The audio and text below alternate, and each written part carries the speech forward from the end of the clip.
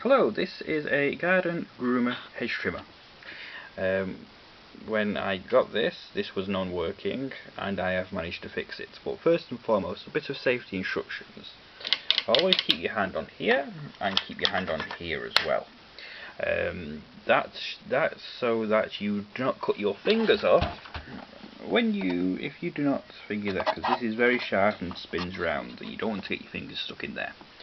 Now, the problem with this was when I got it, the collector was nowhere to be seen. Now, the collector goes around here, from this hole here. Also, don't stick your fingers in there because they're bound to get cut off as well. Now, what you need to do to make this work again, if you do not have the collector, there is a button here, another safety switch. Now, if you unscrew these screws here, then you can just open this wide enough to put a bit of paper in there to push this down. Therefore, that safety switch is override.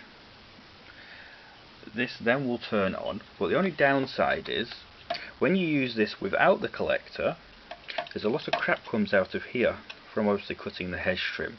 So I would strongly advise wearing safety goggles when using this. And of course, don't stick your fingers in there, nor stick your fingers in there.